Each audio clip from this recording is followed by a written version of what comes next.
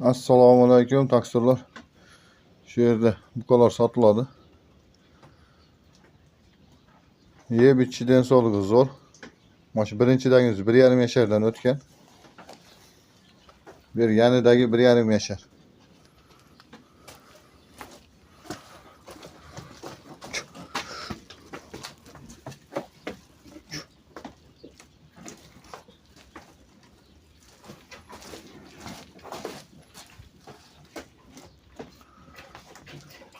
Mana shu 1,5 yashar. Buni ham den sog'lig'i, sifatlari, orqalari, bo'ynlari bor buqa.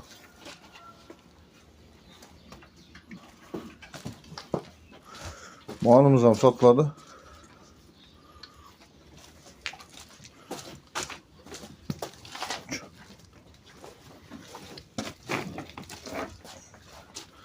Taksirlar buni 75 ming so'm kami bor.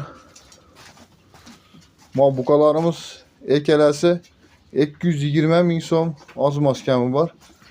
Qiziqqanlar ichga chiqarasizlar. Adres Suzak Lelinda.